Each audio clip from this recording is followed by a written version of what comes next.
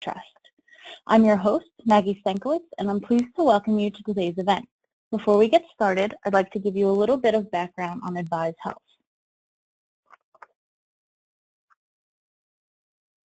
At Advize Health, we analyze processes, implement solutions, and deliver quality educational opportunities for healthcare entities of all sizes.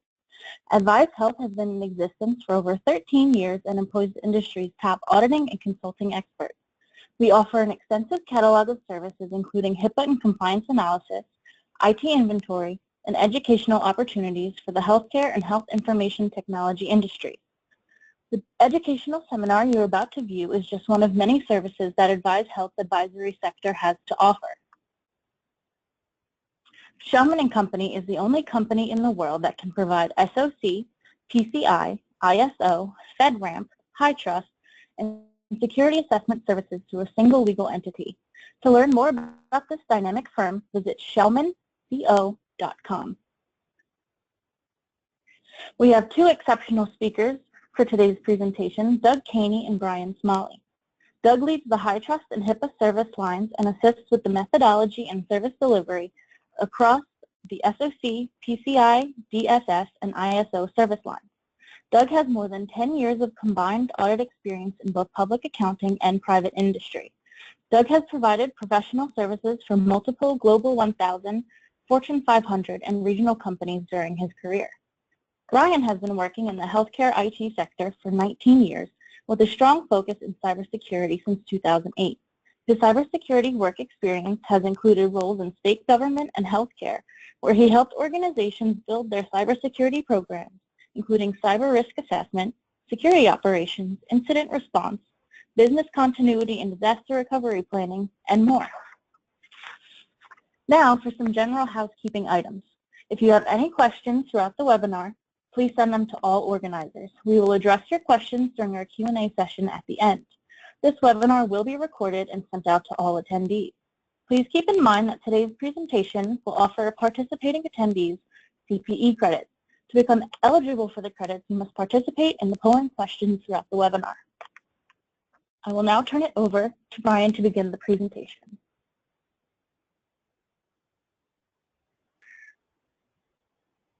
Okay, well, thank you very much, Maggie, and welcome, everyone. I'm just going to start off with a quick overview of what HITRUST is. The HITRUST Alliance, or HITRUST for short, was created in 2007 by certain healthcare entities that wanted to better secure and protect health information. The founders believed that improvements in healthcare, data security, and privacy were critical to the adoption, use of, and confidence in health information systems, medical technologies, and exchanges, all of which were seen as being necessary to improving patient care and lowering the cost of healthcare delivery. Next slide, please. Now, the cornerstone of what they created was the Common Security Framework, or CSF, which is a set of 149 or so prescriptive security controls that includes a built-in capability to measure and improve maturity of those controls and the overall information security posture of the organization. It really is the nuts and bolts of what healthcare organizations should be attending to with regards to meeting the challenge of healthcare security and securing protected health information. Next slide, please. One of the unique features of the CSF is that it was developed from requirements of existing standards and frameworks like HIPAA, NIST, PCI, and others shown here. The CFS assurance program does provide organizations with a roadmap to validate and compliance of these regulatory requirements. Next slide, please. And regarding those multiple requirements, this diagram further illustrates the influence other standards have on HITRUST. So something very noticeable here is just how prevalent NIST is to the CSF. So if you're familiar with NIST 853, security and privacy controls for federal information systems, you already have a good head start with understanding the controls within the CSF. Next slide, please. All right, the purpose of CSF, high level, harmonizes privacy and security standards, again, bringing in multiple different standards and regulatory requirements into one framework. It establishes that framework of security controls that organizations can work with to improve their security posture. It builds trust and assurance among different organizations. If they know that you're using HITRUST, then they can speak the same language and know where you're at with your maturity.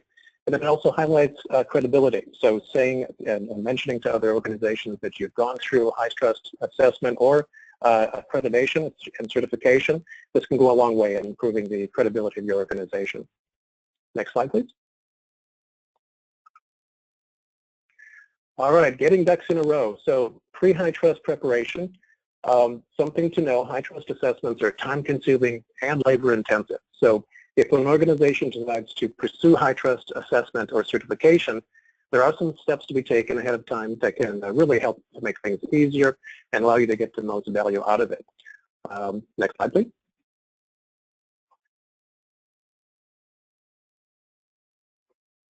And here are just some recommended to-dos to tackle. Identify an IT technical lead and project manager and others that are going to be working with the assessor. There will be interviews and many questions asked of IT or IT security staff by the assessor. So having tech leads and project managers act as intermediaries here is a really good approach. Also note that if IT is managed by a third party, they will need to make time and people resources available for this effort. And considering the scope of the assessment, it's good to know what business units and IT systems that store and process and transmit PHI will be assessed. They will be assessed. And so you need to be looking at these, gathering information about them. It could even be across multiple different geographical locations. They will need to be included. Taking an IT inventory. This really includes gathering technical information about the systems, again, especially those that store, process, and transmit PHI that are in use by the organization. It could include password rules, configurations, how data is secured, maybe with encryption, how systems are patched and updated, etc. And next slide, please. And just a little more focus on policies and procedures because they will be examined during the assessment process. Things to ask yourself, just a high-level overview here. Where are your policies? Are they easily accessible to staff, maybe on a share folder or internet website? Are all your employees aware of where they are and what they say? Are they up to date and how often are they refreshed? Annually is a good industry best recommendation here for refreshing staff guidelines. And also incident response plans. Do you have an incident response plan? So who are you going to call when something happens, when an incident happens? Certainly IT staff, IT security, executive management, but also law enforcement. We want to make sure that all those contacts are established before an incident happens. So it's very important to have an incident response plan. Next slide, please. All right, polls. We do have polls throughout the presentation, and I will hand this over to Maggie for the first poll question.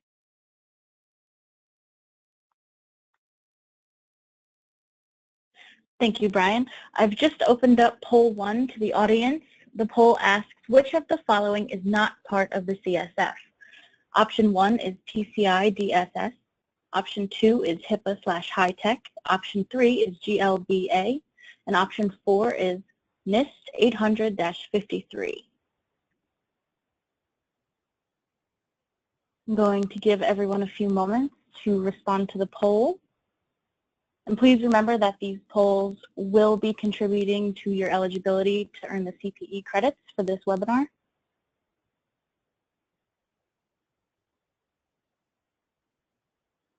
We are receiving an overwhelming response that suggests that option 3 is the correct answer, though there are many responses for the other 3 alternative options. Just a few more moments to get everyone to vote. We're at 75%.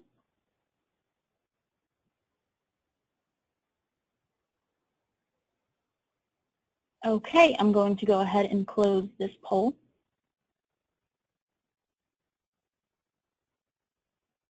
And it looks as though option 3 did remain what everyone thought to be the correct answer. I'm going to go ahead and move on, and we can have Doug perhaps enlighten us as to what the correct answer is.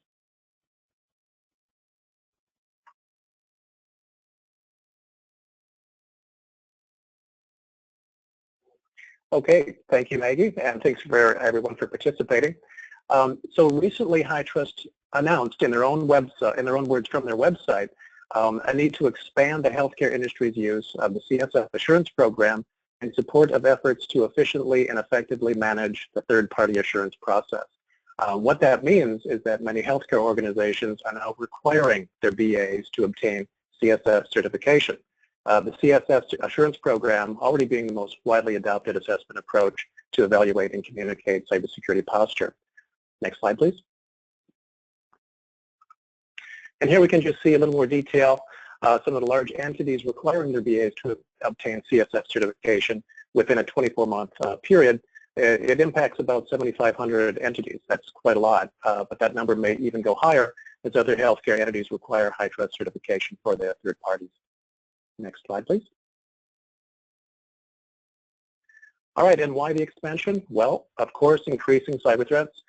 Healthcare is definitely a target. I think we're all familiar with the ransomware that's hit a lot of organizations last year and are maybe still dealing with it. Some very significant threats out there which will likely continue into the foreseeable future. And also the significance of business associates. While a healthcare entity may have a very good cybersecurity posture, we want to make sure that the BAs also have that and have parity in that same level of operations and security posture. So also interconnection of healthcare industry entities, there's a lot of sharing of data, et cetera. And also adhering to HITRUST will take you beyond just HIPAA regulatory requirements. PCI, et cetera, will also be looked at.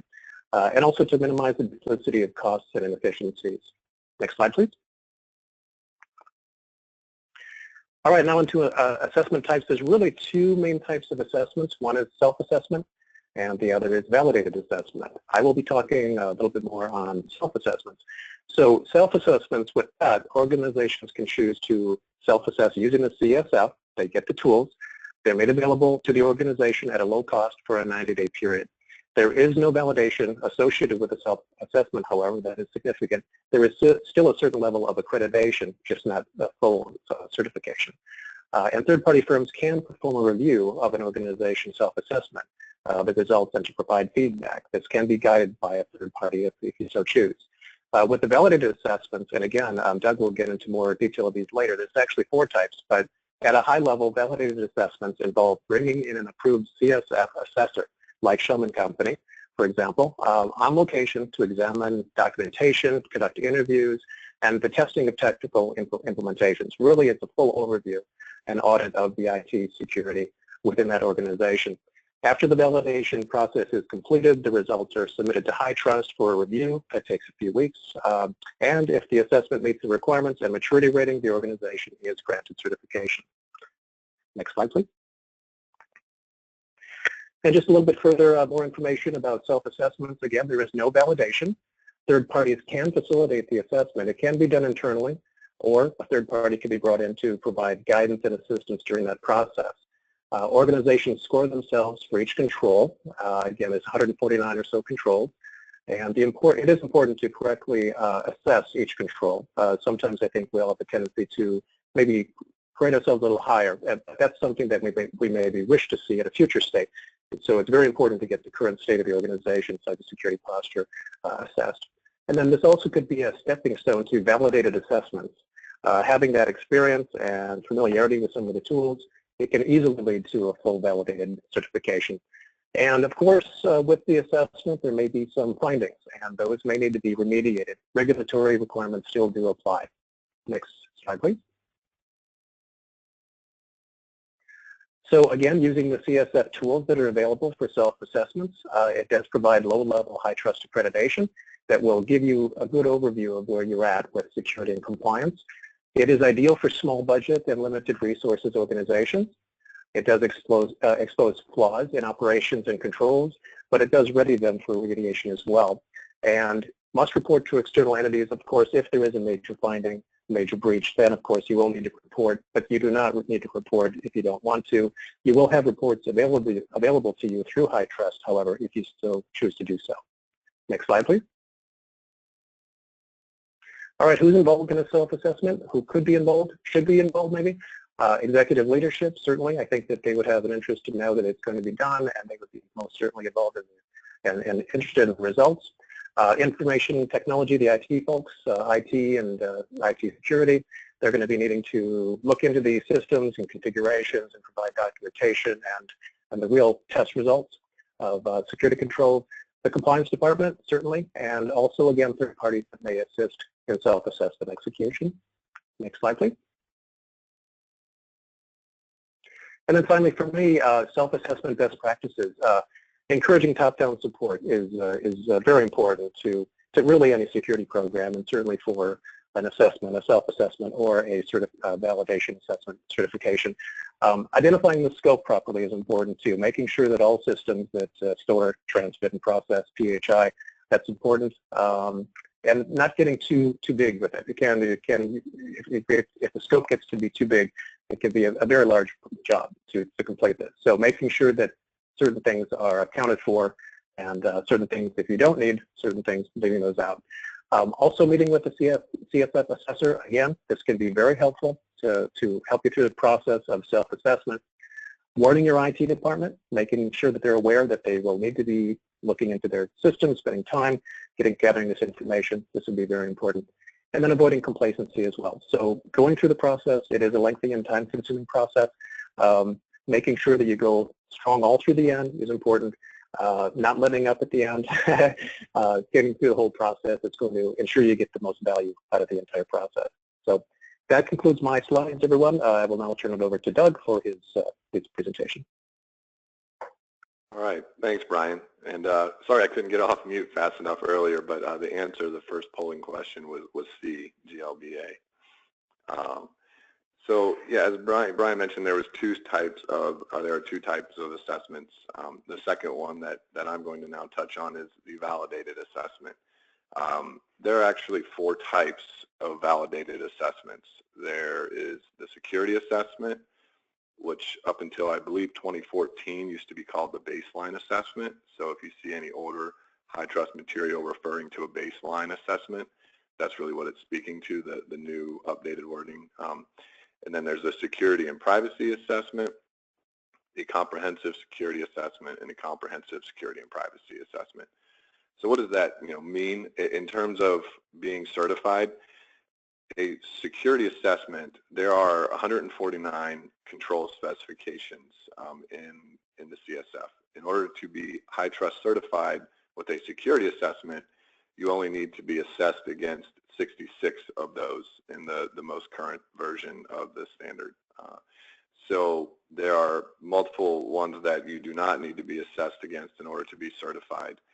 And then going down to the security and privacy assessment, that again is you're going against the 66 control specifications for certification, the ones that are absolutely required, and then you add in the privacy requirements as well. Then going down to comprehensive, it's really the same thing as security, other than it's instead of just the 66 subset, you are including all 149. And then with security and privacy, it's all 149 plus privacy. Now, as you can imagine, if you're being told by a covered entity that you need to go through HITRUST and be HITRUST certified, very few organizations are going to jump into anything other than the security assessment at first. Typically, the firms that might move to doing a comprehensive down the road are very mature. They have a lot of resources, both financially and just internal personnel-wise.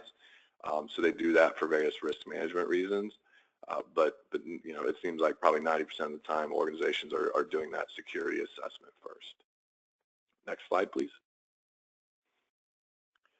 All right, the scope, and this is something that I remember in the HITRUST training class that I took a few years ago on this. It was heavily debated, but the organization going through HITRUST sets the scope. So if you have a very large organization with multiple applications that might have ePHI, multiple, if you're a covered entity and multiple hospitals, you determine what the scope of your assessment is. So it can be one location, it could be multiple ones, it could be one application, it could be 5. But that's just something that's important to note. It's not something where a lot of times if you're going into it, you may think that it has to include everything because maybe there's multiple different parts of your organization that may come in contact with PHI. But that is something that is fully up to the organization being assessed in terms of setting that scope. Next slide, please. All right, I kind of touched on this, but basically kind of breaking down the CSF because it can get a little confusing. There's a lot of different numbers. So the CSF is made up of 14 control categories, and these are based highly off of kind of the ISO 27001 areas. There's 13 for security, and then there's 1 for privacy.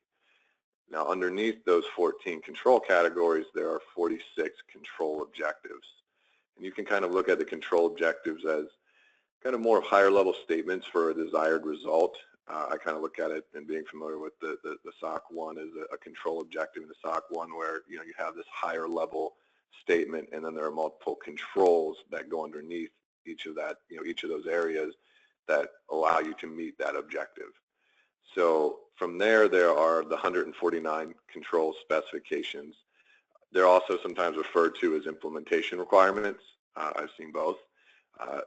The thing there is, as I mentioned before, if you're just going through the security assessment, only 66 of those are required for certification.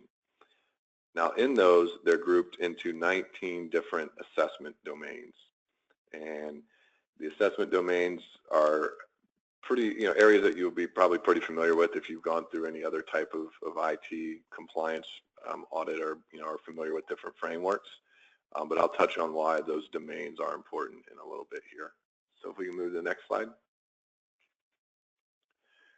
So these are the 19 domains, and the reason that these are important is in order to be certified, you must score on an average of a 3 or higher in each of the 19 domains.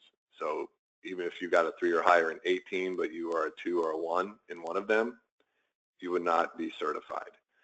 So, as you can see, these are a lot of areas that you would be familiar with if, maybe with like ISO 27002 or even things that are covered in SOC 2 or PCI.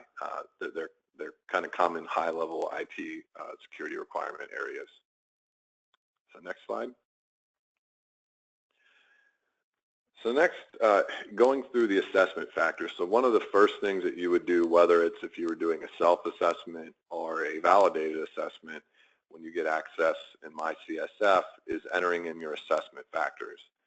And this is really important because it determines what your implementation levels are going to be for each of the control specifications.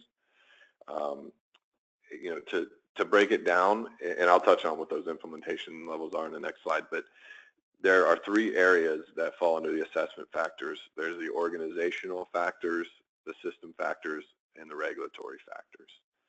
So the organizational factors are things like, the type of organization. Are you a hospital, a pharmacy, IT service provider, insurer? Those are just a few examples of the type. And then the other would be things like size. How many employees do you have? If you're a hospital, number of licensed beds. If you're a pharmacy, number of prescriptions per year. And as well as, do you have various, locations across different states? Those are all things that would be addressed when you're filling out that information in the MyCSF portal.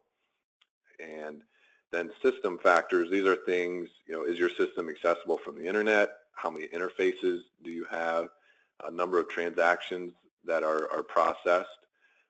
So those would all be addressed in the system factors area. There's various questions that you would answer and fill out.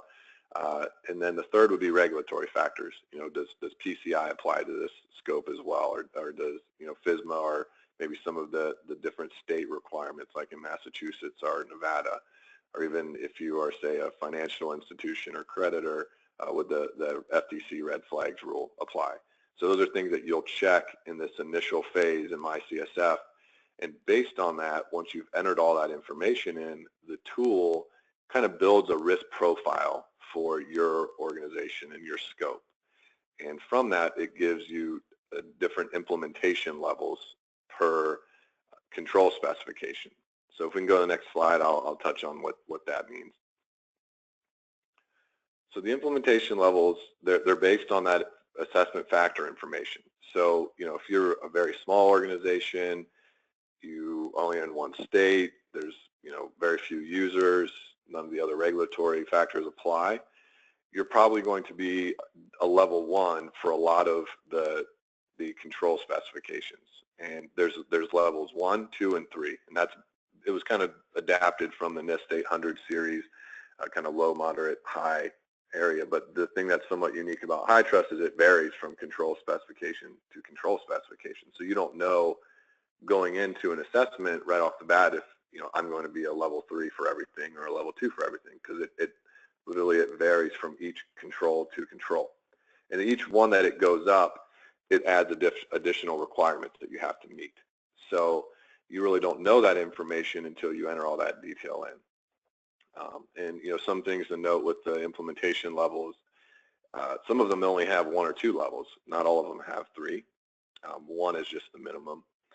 And as each one goes up, the number of requirements goes up. One thing that I always like to point out here, a lot of times when we talk to either it's prospects that call and are interested in learning about HITRUST, and they're really freaked out because they went out on the HITRUST website and downloaded the 586-page PDF, that they think that means they have to meet every single one of those requirements. And the one thing to note there is, one, if you're just doing, you know, the security assessment, it takes it down to 66. What's in that PDF is everything. It's all 149, it's privacy, and it's if you were a level 3. It lists out every implementation level and the requirements per implementation level. So I thought it'd be a good time to point that out, so because when you go out the first time and pull that PDF down, it can be a little overwhelming. But the good news is, based on the type of assessment and how you kind of are scored or your risk factor is identified in MyCSF, some of those areas are going to fall off. It's just you don't know that until you really go into the tool and complete the assessment factors. All right, so with that, we can go to the next slide. Thank you.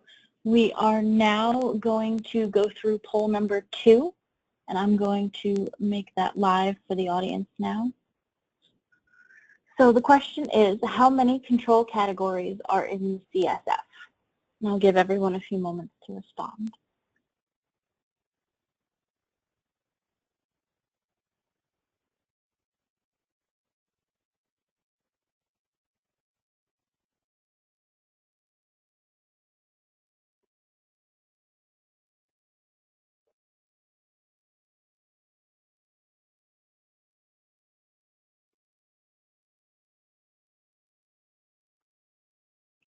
And please make note that on the polling, for some reason, it took 14 and turned it into 24. If you do think that is your answer, just make sure it corresponds with the poll that's represented on your slide. And I am going to go ahead and close this now, as we've had a great number of responses. All right. So, yeah, I'm sure some of you were a little confused there, but the correct answer would be B, 14, in terms of the number of control categories. So we can go to the next slide.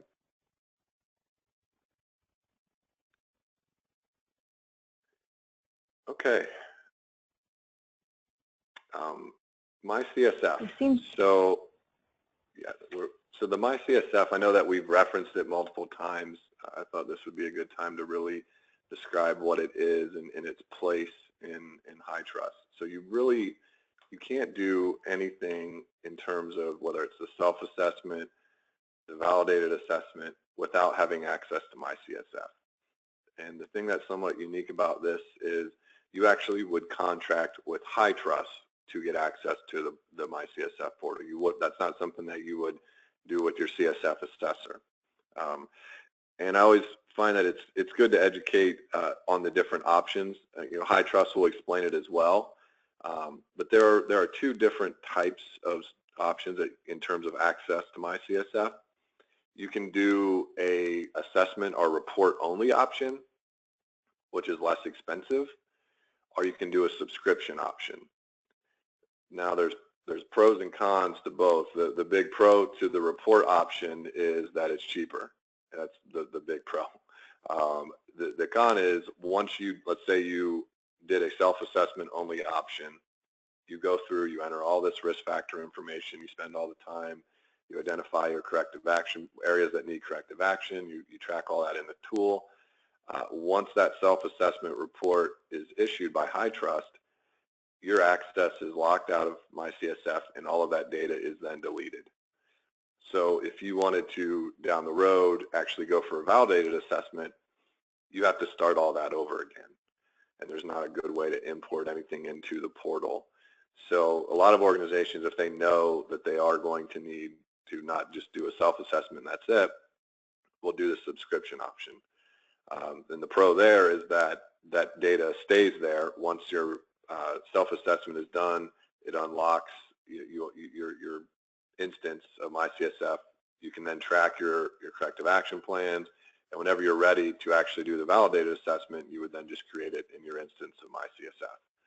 Now, the negative part to that is, the cost. It can be. I've heard everything from a minimum of 10,000.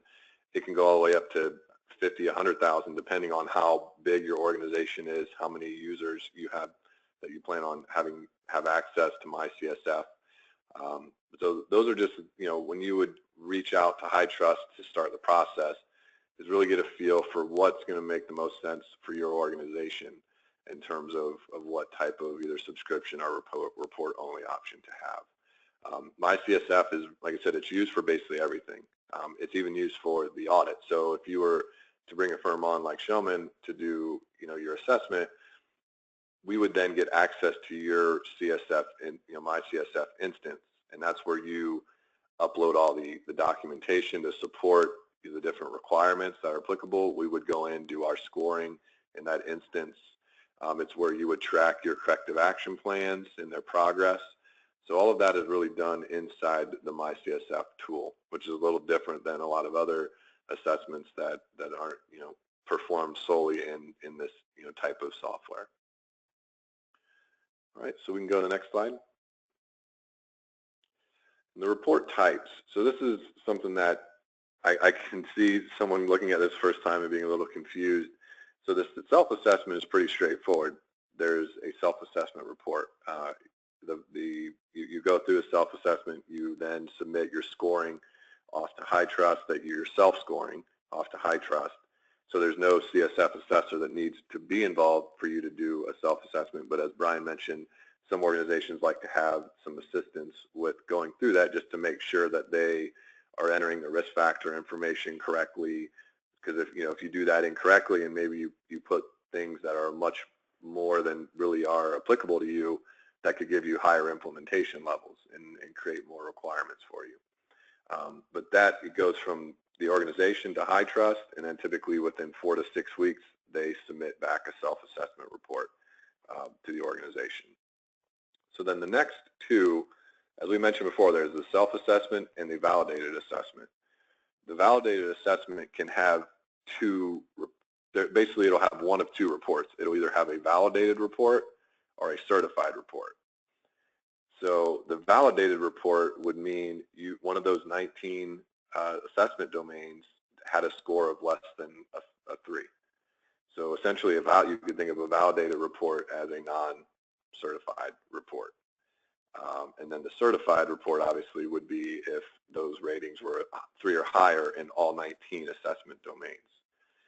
So one of the things that commonly comes up when organizations are new to HITRUST, and usually they're reaching out because they're doing business with, say, someone like UHC or Anthem or one of the larger providers that lay out a defined timeline for them. Typically, they give them 6 months to do a self-assessment, 18 months to have a validated report, and 24 months to have a certified report. But after going through this, it's important to understand that if at all possible, you don't ever want to get a validated report, because essentially, if you do that, you're going to be paying to go through the full audit twice. So ideally, you would go through that self-assessment, identify where those areas of weakness are, where you're going to be scoring lower, get all your ducks in a row, and then have the CSF assessor come in and ideally get you certified in that 18-month time frame. And the reason that some of those providers, I'm sure, are asking for that is they don't want to just say, we want you to be HITRUST certified in 24 months, because then everyone will wait till the very end, and then they'll kind of realize what they've gotten themselves into and how much work it is at the very end, and there'll be a lot more that just don't meet that 24-month requirement. So I always find it important to kind of go through the distinction between the validated and certified report, so organizations really know it's not something that, it's a great thing to have a validated report if you can. It's the best use of cost. if you can get everything in place and get through the certified report in that 18-month time frame. Next slide, please. Okay, we have now, yes, we have come upon our third polling question. I'm going to open it to the audience now.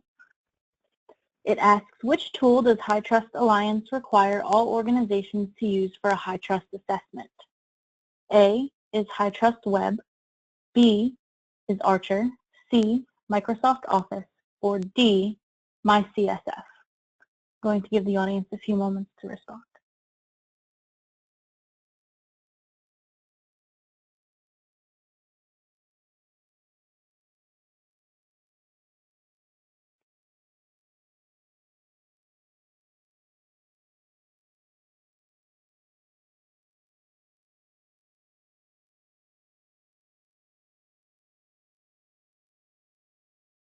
Okay, I'm going to go ahead and close this poll, and Doug can speak more as to what the correct answer is. All right, yeah, the answer here is D, MyCSF.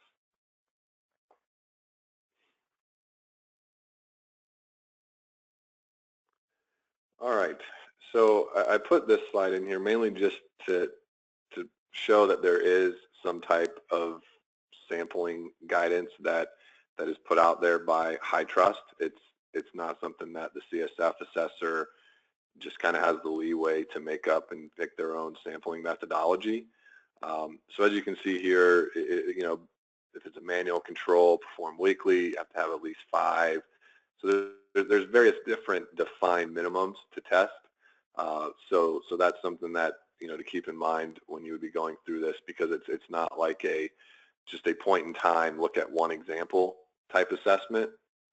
So that's something to be aware of.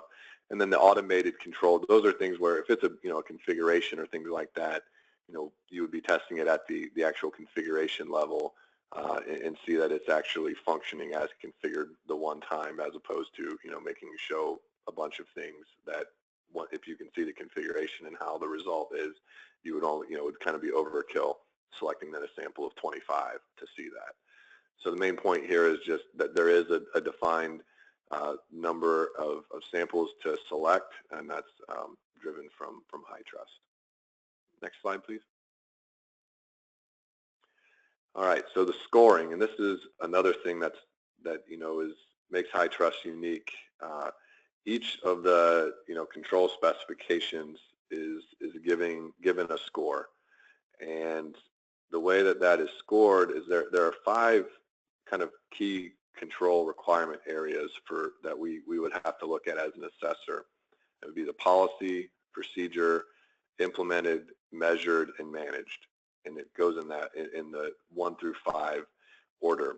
And really the key things here are it's not, I mean, it's difficult, but it's not as difficult for organizations to get the policy, procedure, and implemented, the 1 through 3 down. Where it becomes more difficult is the measured and managed piece. And given that HITRUST was built off of ISO 27001, it's really big on continuous improvement, the plan, do, check, act. So think of it like for each control specification, there needs to be some type of high-level policy that speaks to the requirement, and there needs to be a more detailed procedure, that speaks to a specific process. And then implemented is just that we can see that you actually have implemented the requirement. But then in order to get into the 4 and 5 scoring, the first thing would be the measured. And that's really where it gets put back on the organization. What are you doing throughout the year to measure the effectiveness of the controls that you've implemented? So it's things like, internal audits. Do you do periodic access reviews? What metrics are you using to measure the either success or failure of the controls? So, and then from there, and then manage beyond that is, do you have a defined process for if issues are identified? How do you handle them? How do you get corrective actions and put in place? What's the process for that? So this is really the piece that it differentiates HITRUST from just, say, another type of audit that you go through one time a year. And it's much more than in line with what you would need to do for ISO 27001, for example. where you as the organization have to take on some of that onus of monitoring yourselves and auditing yourselves and making sure that you are identifying areas that you can improve. So that's something that adds to the scope and cost internally for HITRUST, because it's something that is continuous throughout the year. The maturity ratings, where we listed the non-compliant, somewhat compliant, partially compliant, mostly compliant, and fully compliant. So for each of those 5 areas, we're then giving, as the CSF assessor, we're giving you a score if we think you're not compliant at all, or you don't have anything, for example, if you weren't doing any type of measuring of your control. If that's not occurring, then essentially you would be not, get a 0% in measured and managed, because you really can't have anything in managed if you're not doing anything for measured. And this is all, we list out the areas. There are some predefined guidelines that assessors will follow. It's not just their general opinion if they think you're somewhat compliant. HITRUST has some guidance that assessors follow that kind of allow them to reach that percentage conclusion for each of these areas. But again, at the end of the day, this scoring is important, because that's what then, each control specification is given a score based on this, and that then will determine if you're meeting the 3 or higher to actually be certified or not. Next slide, please. Maybe another polling question. We have our final polling question now, so please make sure that you send in all answers. The question asks, which of the following is not part of the maturity rating? A, non-compliant, B, very compliant, C, mostly compliant, or D, fully compliant. I'm now going to launch that poll for everybody.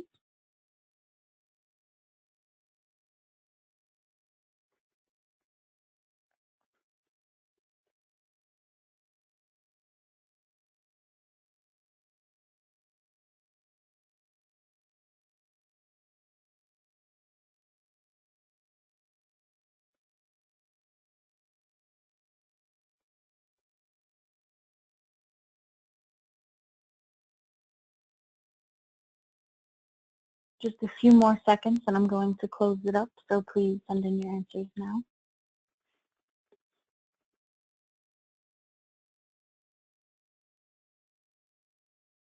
Okay, I'm going to go ahead and close the poll. All right. So yeah, the answer here is B, very compliant. Okay, so this now would be actually the issuance of the report or the certification, ideally. So once everything has been completed, where us, for example, a CSF assessor like Schellman would be doing it, we finished all the scoring, we've seen all the technical evidence that's been uploaded in the tool, everything's done, we submit that off to HITRUST. And this is something that's unique to HITRUST, in that your final report, even the certification report, it doesn't come from the CSF assessor, it comes from HITRUST. So once that is submitted over to them, HITRUST then performs a QA review. This usually, it takes, they say, anywhere from 4 to 6 weeks, and during that process, they may have some questions for the CSF assessor, maybe something like, well, we don't see evidence for X, Y, Z, which then might require them to go back to the organization to ask to have more evidence uploaded. But at the end of the day, the final decision, the final scoring decision, is actually then done by HITRUST. So they could technically disagree with something the CSF assessor did. There would be some back and forth, but the ultimate call is on the HITRUST side. So once they would, complete their QA, which, like I said, takes around 4 to 6 weeks, they would then provide a draft report to the organization. And that's for the organization to take a look at, review. In that time frame, the organization is also supposed to complete their corrective action plans. So anything that scores basically less than a 4, you need to have a corrective action plan. And this is, essentially, here's what we're planning on doing to, whether it's implement various monitoring procedures, how we plan on, managing issues when they're found. A lot of times organizations going through this the first time will have quite a few corrective action plans, because anything less than a 4 just means, that you didn't have more more likely something around the measured and managed pieces in place. And so once you would submit your approval of the draft report along with the caps to HITRUST, they would then actually issue your report. One thing to note, there is an additional fee for the report, which is it's from HITRUST, not from the CSF assessor. And this is based on the amount of revenue the organization does annually. So at a minimum, it's $2,500, and at larger organizations, it's $7,500 for just the actual report itself. And so once, as I mentioned before, the different reporting options, if you only did a report-only option, you would then be locked out of your instance of MyCSF. And if you wanted then going into the interim review, which I'll touch on in the next slide, you would essentially have to do all of that work over again. But if you have a subscription, once the report is issued, you then still have access into your instance of MyCSF, and all that data would stay in there. So next slide.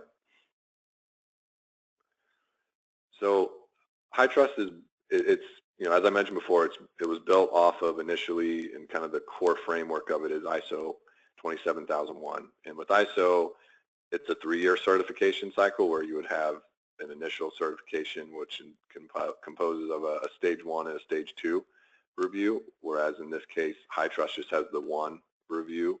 But it's a 2-year cycle, whereas in ISO, there's a surveillance review for the next 2 years after your certification year.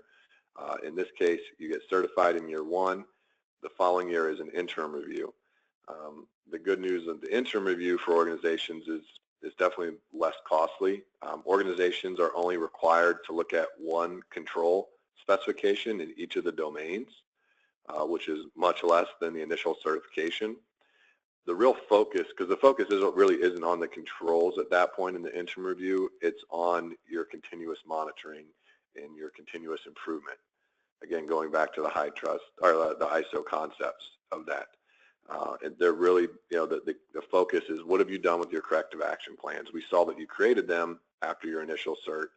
What have you done with them? And if, say, we came back as a CSF assessor and you hadn't done anything with them, technically then HITRUST can revoke your certification because of that. So that's something that, those corrective action plans are very important because it just falls into that continuous improvement process.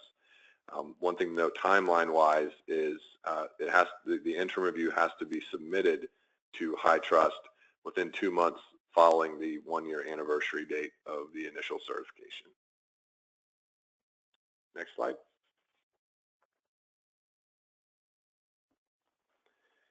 All right. So some challenges to being HITRUST certified.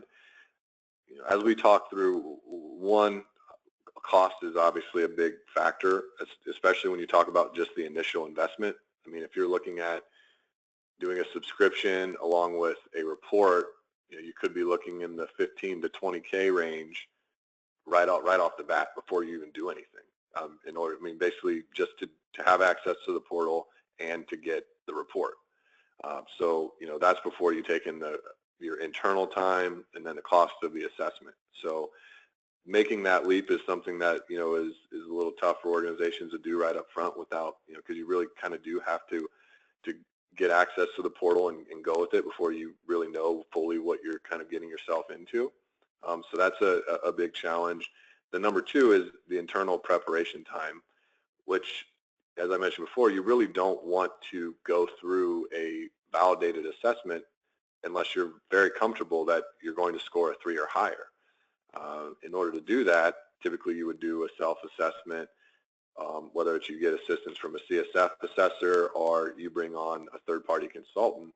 Because at the end of the day, if you can get through the assessment the first time and be certified, it's much less time-consuming and expensive than going for the validated assessment, getting a validated report, and then having to do the whole process over again. So there's a lot of time and effort, though, that goes into being prepared for that. And a lot of organizations don't have the capacity internally to spend the time to make sure they really are meeting all the requirements, that they are implementing some monitoring controls where they can. So a lot of times they'll bring on a third party, but obviously then there's a cost to that as well. And then number 3 would be the actual cost of the assessment. It's not an inexpensive assessment to go through. There's a lot of very detailed, specific steps that the CSF assessor has to follow. So there is the cost of the audit itself. Then there's also the internal cost for the time that's being spent pulling together evidence. There's a lot of pieces of evidence that will need to be gathered, uploaded to my CSF. So there's that internal cost as well as the cost of the CSF assessor. And then number 4, the monitoring processes. The thing that I mentioned there that, and we see this a lot with ISO too, is it's not just a one-time a year audit where you do the audit, you don't have to think about it again for 8-9 months. The onus really comes on the organization. So what are you doing to monitor? So that takes people's time, whether it's you do an internal audit, whether you're performing reviews periodically. Those are just additional steps that are being added on top of people's day-to-day. And sometimes when you have low bandwidth, especially with, there's some business associates are very small and they're sometimes still in the startup type mode, doing that kind of evolved process of continuous monitoring can be very difficult. And then lastly is management commitment. And mainly for the reasons I mentioned before, I mean, the cost and then the internal time. When there's so many competing priorities, it's hard to say, well, this is what we need to do to be HITRUST certified when there's 10 other things that you're needing to do to keep the business going. So having management fully understand why it's important and why they need to, whether it's increase headcount or capacity to keep up with HITRUST. I mean, at the end of the day, it's a business decision, and being HITRUST certified will allow you various opportunities, but then there's obviously the cost to it. So if you are going to go at it, having that management commitment to allow you to get there is very important. Next slide. All right, so a press release went out just the other week about this. Some of this stuff is still pretty new, or we don't really have a whole lot of detail on it yet either, but I thought it was worth bringing up. The first item is they announced that they're coming out with a CSF basics assessment. It's meant for pretty smaller or lower risk organizations. It's scheduled to be available in Q3 of 2017. Some of the things that they noted with it, so there's only going to be 3 maturity levels. So it's almost like they kind of scaled back and pulled away a lot of the continuous monitoring pieces, which, as I mentioned before, are very difficult for small organizations to keep up with. At the end of the day, it's still not an actual HITRUST certification, but it's something that organizations that want to do something, and maybe it's a stepping stone to get there, and it's something that they could show some of their prospects or clients that are pushing them for HITRUST, but they just can't get there, that they would maybe look to do the CSF basics. So there's still a lot of information that we need to get on that, but it is something that is going to be rolling out later this year.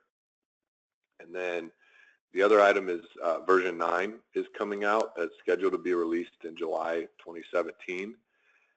It is going to expand the requirements for certification for the minimum from 66 to 75, which really is kind of a general trend that we've been seeing in the last few years, where each kind of new version that comes out, it increases the minimum requirements for having the security assessment done. So that's a change. And then it included some FedRAMP requirements, and it aligned with the OCR audit protocol language, which is the Office for Civil Rights Audit Protocol. That's what they would utilize if they were performing a HIPAA audit on a covered entity or business associate. All right, next slide. Okay, so I know this is a HITRUST presentation, but a lot of times when I take initial requests for consultation on HITRUST, organizations start to realize, well, maybe HITRUST isn't essentially the best thing for them at this time. A lot of times it just comes up, say you're in the healthcare space, and you will go out and see what other organizations have, or you want to do something around HIPAA, and you just kind of end up on HITRUST.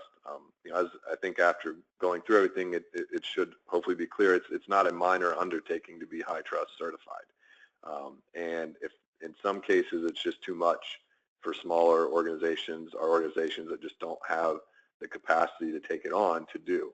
And unless it's something that is going to prevent you from doing business with, say, a large provider like UHC or Anthem, maybe you look at doing some other options, at least in the short term, so you're doing something to give you some comfort and to allow you to market some type of compliance that you're doing that can be somewhat related to this.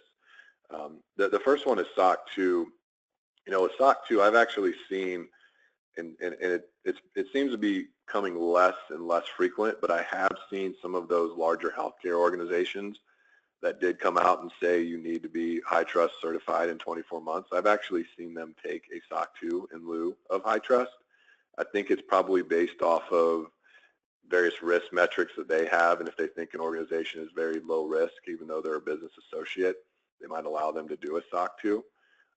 But that's something where, if you do a SOC 2, you can market that to not only, healthcare, but other, industries as well. So that's something that a lot of times those discussions will turn from HITRUST to SOC 2, which is, getting through a SOC 2 isn't a small task either, but it isn't at the same level as going through HITRUST. Another option is SOC 2 plus HITRUST, which a lot of people have, has come out with quite a bit recently. But what I've been seeing is, it's the same. It's a SOC 2, but then they pull in the minimum HITRUST requirements that are tested in that SOC 2 report. It's a way to show that they're being tested. The thing that you're not going to get with that is, one, a certification. You're not HITRUST certified, so if that's what contractually is being required, a SOC 2 plus HITRUST isn't going to get you there. And it's not testing the continuous improvement piece of it. It's, a SOC 2, if you have a type 2, it's testing a review period and the operating effectiveness, but it's not testing then your continuous monitoring at the level that it would be in HITRUST. So that's something where, sometimes organizations might get away with doing that. But, a lot of times if they're going to go through and have all the HITRUST requirements audited, they would prefer to have, be able to say they're actually certified at that point. And then next would be a HIPAA third-party attestation. And this is one that really comes up a lot, especially with smaller organizations that they're not being pushed by the large healthcare organizations to do HITRUST maybe just yet, but they know that they're on the hook for HIPAA and they want to do something because they want to make sure that they're protected.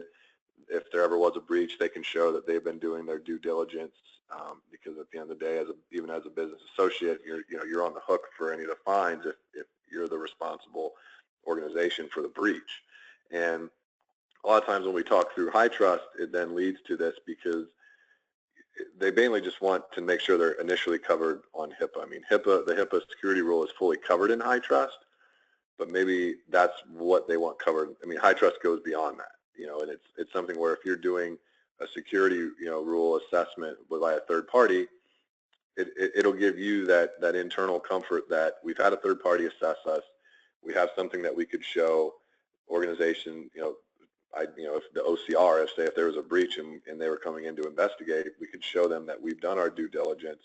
I know that we do quite a few of these at Schellman, and we try to base ours utilizing our kind of off of the OCR audit protocol requirements, and it can be viewed as a stepping stone to HITRUST. I mean, at the end of the day, HITRUST is gaining more and more popularity based on the press release that went out a couple years ago, and the larger providers putting this requirement out there. But some organizations just aren't to that level yet, but they want to cover themselves first, and then maybe have it as a goal to get to HITRUST down the road. And then lastly, ISO 27001, HITRUST is built on this framework. So if it's something where, maybe you're not being forced to do HITRUST yet, but you like the continuous improvement in way, if you were ISO 27001 certified, it would lend itself to making that move or, adding HITRUST a little more smooth because you have all those, continuous improvement processes in place, the internal audits, the management reviews, the things that are really, that make up the ISO framework.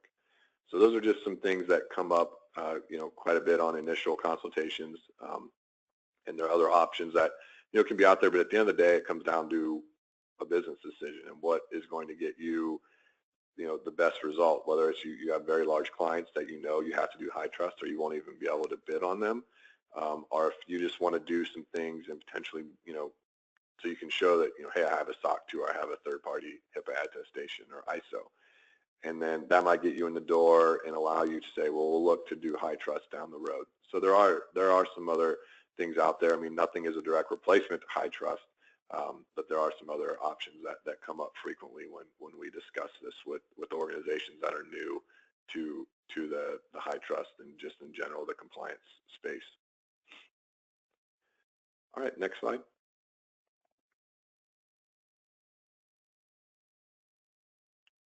Okay, well, I think that covered everything. So now we're just down to the questions area. So I guess we can open it up to questions at this time. Thank you. Please submit all questions to all organizers, and we are going to open up a few.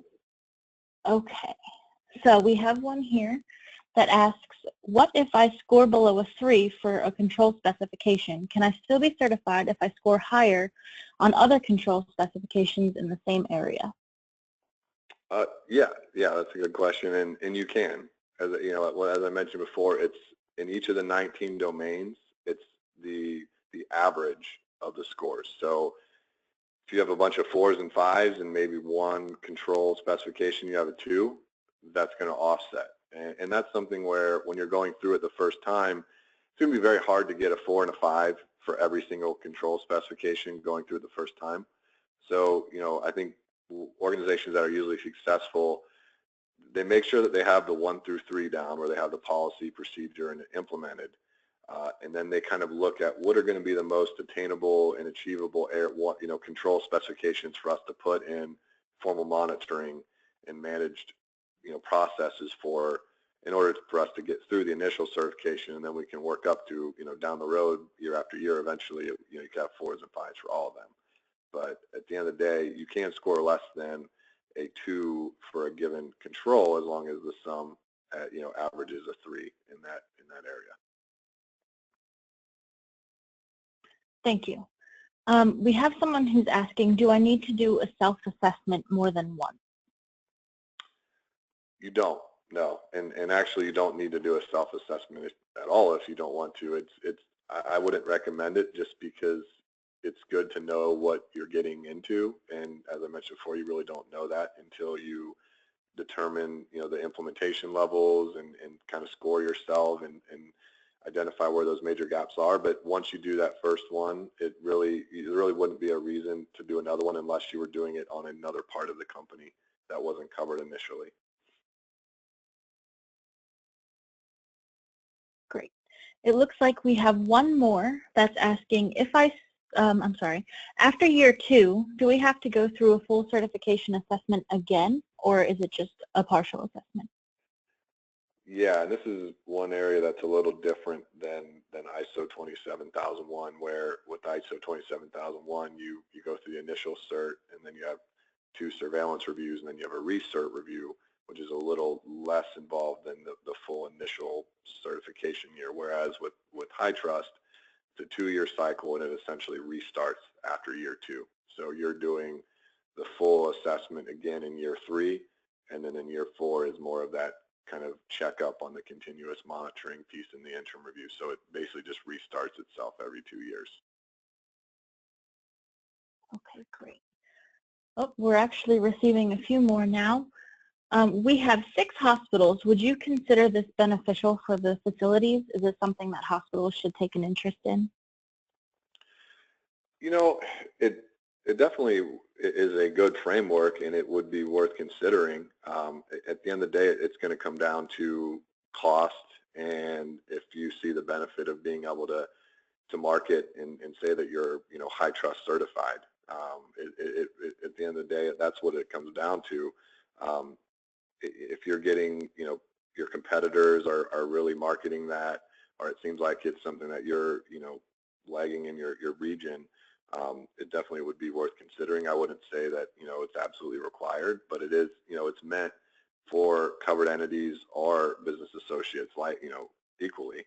So a lot of these things, you know, you're going through answering these questions and the assessment factors, and it's just a matter of, is it worth the time, resources, and effort to say that you're HITRUST certified? I mean, a lot of the push that we see is more in the business associate space, just because it's the larger healthcare providers that are basically forcing it down to them.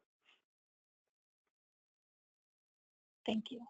One final question is asking, does HIPAA mandate covered entities to have a risk assessment done for third-party clients, or is that responsibility solely on the third party?